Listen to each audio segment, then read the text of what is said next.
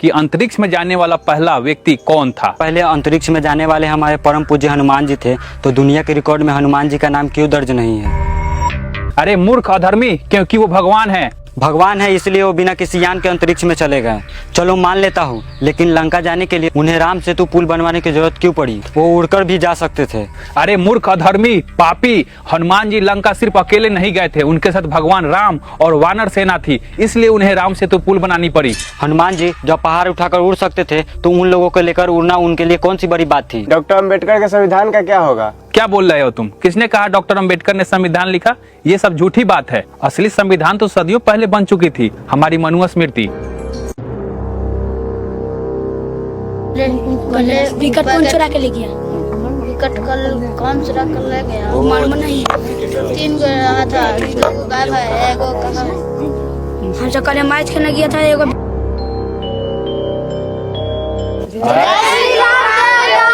जय श्री राम। बेटा लोग बैठ जाओ। देखो बच्चों, आज का क्लास बहुत खास है, क्योंकि आज के क्लास में हम बताने वाले हैं कि भारत को हिंदू राष्ट्र बनाना कितना जरूरी है। देखो बच्चों, ये देश देवी देवताओं की भूमि रही है। यहाँ पे सब कुछ ईश्वर भगवान के मर्जी से होता रहा है। गीता, उपनिषद, मनुस्मृति, यही सब असली ज्ञान है और इससे पालन करना, इसको मानना ही हमारा असली धर्म है। आजकल संविधान का सहारा लेकर कुछ लोग कहते हैं कि सब इंसान एक समान है। ये बहकावे की बात है। मनुस्मृति में सभी जाति वर्ण का जगह तय किया हुआ है। जैसे ब्राह्मण गुरु रहेगा, यानी कि शिक्षा देगा। क्षत्रिय राजा, यानी कि राज करेगा।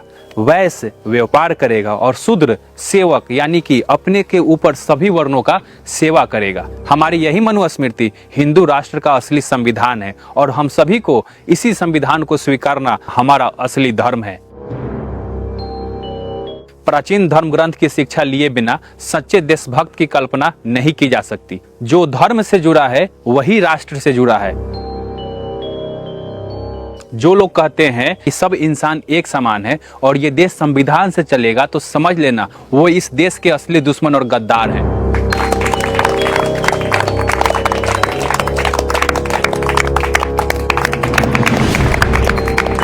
याद रखो, ये देश अगर हिंदू राष्ट्र नहीं बनता है तो ये देश टूट जाएगा। इसलिए हम लोग का पहला कर्तव्य है धर्म की रक्षा करना, जाति की मर्यादा और देवी देवताओं की पूजा करना। जी देवता। बहुत खूब बच्चों, तो आज का क्लास मैं एक सवाल के साथ क्लास को खत्म कर रहा हूं और देखूंगा कि कल इस सवाल का जवाब कौन अच्छे तरीके से बताता है और कल पता चलेगा कि इस सवाल का जवाब देते हुए कौन असली धर्म भक्त बनता है। तो सवाल ये है कि अंतरिक्ष में जाने वाला पहला व्यक्ति कौन था? तो इस सवाल का जवाब मैं कल आप सभी से लूंगा। तो चलो आज का क्लास खत्म करते हैं, तो मिलते हैं कल।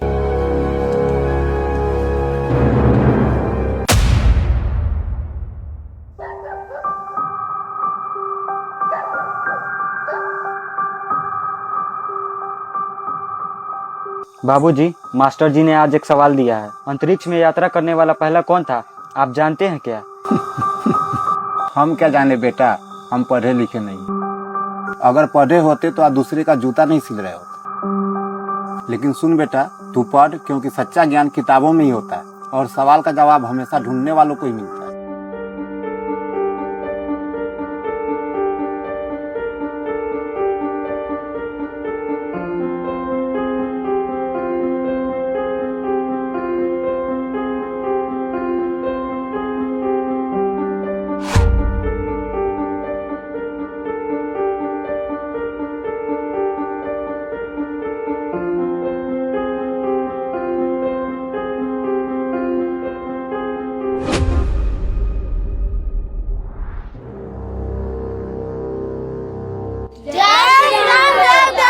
जय श्री राम बच्चों, बैठ जाओ।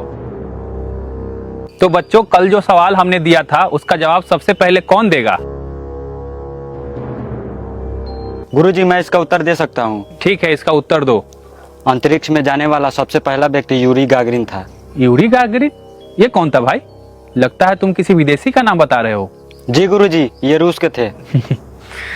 बेटा, ये सब अंग्रेजों की चाल है और हम धर्म भक्तों को अंग्रेजों की बात नहीं माननी चाहिए। सबसे पहले अंतरिक्ष में जाने वाले पहले व्यक्ति हमारे परम पूज्य हनुमान जी थे। बैठ जाओ। हर इंसान अपनी गलतियों से सीखता है। तुमने अच्छा प्रयास किया, लेकिन याद रहे हमें विदेशी शिक्षा की नहीं भक्ति की जरूरत है, क्योंकि विदेशी शिक्षा धर्म से भटकाने का काम करता है। तो बच्चों, कल के सवाल का सच हम सभी ने जान लिया, तो आज के क्लास में कुछ और नया सीखते हैं। जी देवता। आज हम बात करेंगे अपने प्रथम संविधान मनुस्मृति के बारे में। पर गुरुजी, डॉक्टर अंबेडकर के संविधान का क्या होगा? क्या बोल रहे हो तुम? किसने कहा डॉक्टर अंबेडकर ने संविधान लिखा? ये सब झूठी बात है। असली संविधान तो सदियों पहले बन चुकी थी, हमारी मनुस्मृति। अगर अंबेडकर के पास सच में इतना ज्ञान था कि वो संविधान लिख सके, तो मनुस्मृति जलाने का महापाप वो क्यों किए? गुरुजी, मनुस्मृति जलाने के पीछे कोई तो वजह रही होगी। हाँ, थी ना, क्योंकि डॉक्टर अंबेडकर को संस्कृत भाषा का ज्ञान नहीं था और मनुस्मृति संस्कृत भाषा में लिखी गई थी। बिना जाने धर्म ग्रंथ को जलाना सबसे बड़ा अधर्म है। इसलिए कहता हूँ, उठो, जागो और अपने असली संविधान मनुस्मृति को मानो। लेकिन गुरुजी, सब बताते हैं मनुस्मृति में शूद्रों का जन्म पैर से हुआ, ऐसा बताते हैं सब। क्या उन्हें नीचा दिखाने के लिए ऐसा लिखा गया है? एक बात बताओ तुम, जब तुम अपने से बड़े का आशीर्वाद लेते हो तो उनका क्या छूकर आशीर्वाद लेते हो? पैर छूकर। तो भला पैर से जन्मा व्यक्ति कैसे नीच हो सकता है? ये सब अंबेडकर के मानने वाले लोगों ने अफवाह फैलाई है ताकि धर्म को तोड़ा जा सके। देखो बच्चों, अब समय कम है, इसलिए थोड़ा सा प्रकाश हम राष्ट्रवाद के ऊपर डालने जा रहे हैं। ध्यान पूर्वक सुनिए। देखो, धर्म की रक्षा किए बिना राष्ट्र की रक्षा संभव नहीं है। आज के इस दौर में कुछ लोग संविधान, समानता, मानवता की बात कर रहे हैं ताकि हम सभी को बांटा जा सके, लेकिन हमें याद रखनी चाहिए कि धर्म ही हमारी असली पहचान है और उसकी रक्षा करना सच्ची देशभक्ति। इसलिए हमारे देश में आरएसएस, विश्व हिंदू परिषद, बजरंग दल जैसे वीर संगठन लगे हुए हैं ताकि हमारी संस्कृति और धर्म की रक्षा कर सके। आरएसएस ने तो बशर्ते अस्त्र शस्त्र के साथ अधर्मियों से लड़ने की ट्रेनिंग देती है। जो लोग गौतम बुद्ध, अंबेडकर, फूले जैसे लोगों का नाम लेकर समानता की बात करते हैं, वास्तव में वो हमारी जड़ें काट रहे हैं, क्योंकि समानता का मतलब होता है परंपरा का अंत, और सच्चे राष्ट्रभक्त होने के नाते हमें इसका विरोध करना चाहिए। कुछ लोग ज्योतिबा फूले, पेरियार, गौतम बुद्ध, डॉक्टर अंबेडकर को महापुरुष बताते हैं, लेकिन असली महापुरुष तो हमारे भगवान हैं।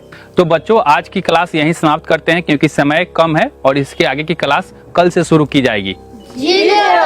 ठीक है, क्लास को खत्म करते हैं।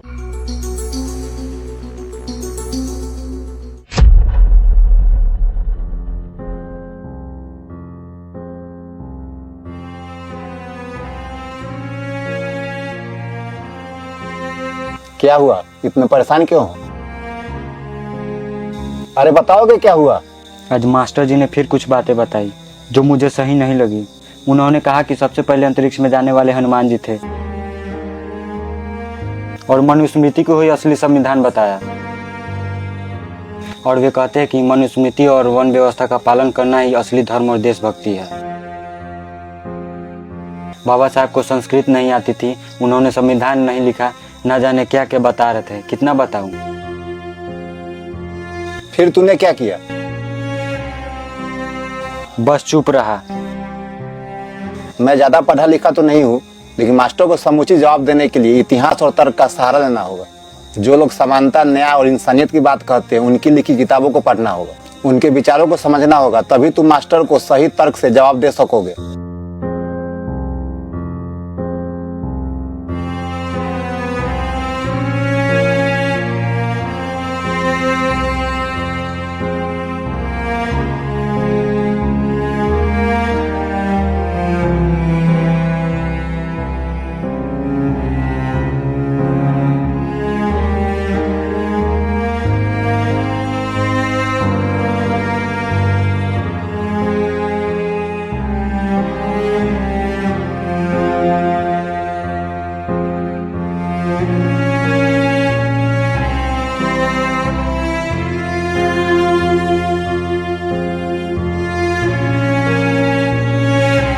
मैं ज्यादा पढ़ा लिखा तो नहीं हूँ, लेकिन मास्टर को समुचित जवाब देने के लिए इतिहास और तर्क का सहारा लेना होगा। जो लोग समानता, न्याय और इंसानियत की बात करते हैं, उनकी लिखी किताबों को पढ़ना होगा, उनके विचारों को समझना होगा, तभी तुम मास्टर को सही तर्क से जवाब दे सकोगे।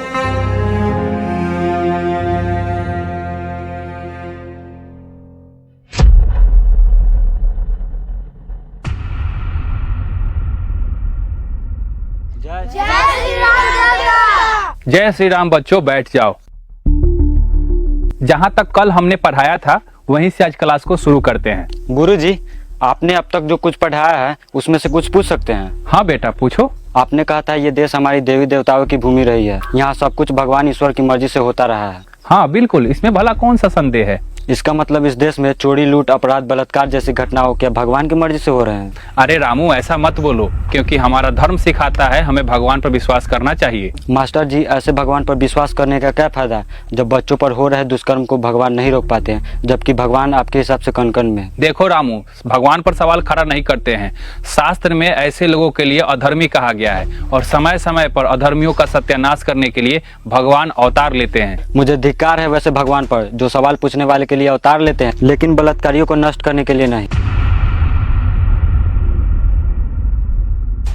आपने कहा था कि मनुस्मृति में हर जाति की जगह तय है और इसे स्वीकार करना हमारा असली धर्म है, लेकिन मनुस्मृति इंसान की एक जाति को 4 वर्ण में बांटती है, फिर उसके बाद 6743 जातियों में।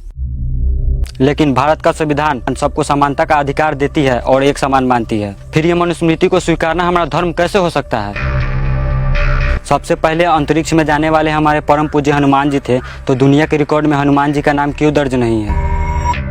अंतरिक्ष में जाने के लिए शरीर को वायुमंडलीय दबाव, ऑक्सीजन, गति और गुरुत्वाकर्षण के दबाव को सहन करना पड़ता है, तो हनुमान जी बिना किसी यान या उपकरण के अंतरिक्ष में कैसे चले गए? अरे मूर्ख अधर्मी, क्योंकि वो भगवान है। भगवान है इसलिए वो बिना किसी यान के अंतरिक्ष में चले गए। चलो मान लेता हूँ, लेकिन लंका जाने के लिए उन्हें राम सेतु पुल बनवाने की जरूरत क्यों पड़ी? वो उड़कर भी जा सकते थे। अरे मूर्ख अधर्मी, पापी, हनुमान जी लंका सिर्फ अकेले नहीं गए थे, उनके साथ भगवान राम और वानर सेना थी, इसलिए उन्हें राम सेतु पुल बनानी पड़ी। हनुमान जी जब पहाड़ उठाकर उड़ सकते थे तो उन लोगों को लेकर उड़ना उनके लिए कौन सी बड़ी बात थी? आप बोलते हैं कि हमें धर्म ग्रंथ का अध्ययन करना चाहिए, देसी शिक्षा अपनाना चाहिए, देव भाषा संस्कृत पढ़ना चाहिए, तो आप अपने बेटा को विदेश अंग्रेजी पढ़ने क्यों भेजा है?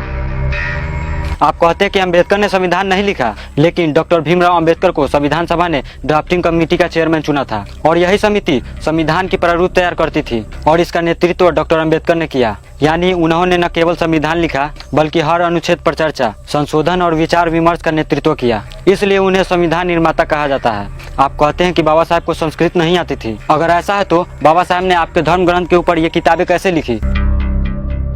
बाबा साहब को संस्कृत भाषा की इतनी समझ थी जिसके आधार पर उन्होंने सबसे पहले मनुस्मृति को पढ़ा और उसके आधार पर मनुस्मृति को मानवता के खिलाफ बताते हुए जलाया था। आप कहते हैं कि हमारे देश में RSS, विश्व हिंदू परिषद और बजरंग दल जैसे वीर संगठन है जो दिन रात हमारी संस्कृति धर्म की रक्षा कर रहे हैं। जब इस देश में दलित पिछड़े के ऊपर जुल्म, अत्याचार, उत्पीड़न होता है तो ये संगठन अपने बिल में क्यों छुप जाती है?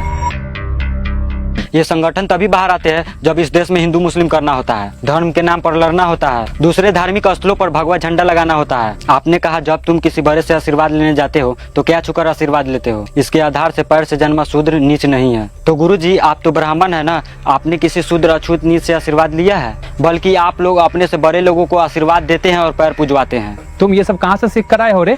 ये सब तो गद्दारों की भाषा है। नहीं गुरुजी, मैं गद्दार की भाषा नहीं बल्कि इंसानियत और संविधान की भाषा बोल रहा हूँ। अगर सच बोलना गद्दारी है तो मैं अपने गद्दारी पर गर्व करता हूँ, क्योंकि मेरे इस गद्दारी से अगर मेरा देश सुरक्षित रहता है तो मुझे गर्व है अपने गद्दारी पर।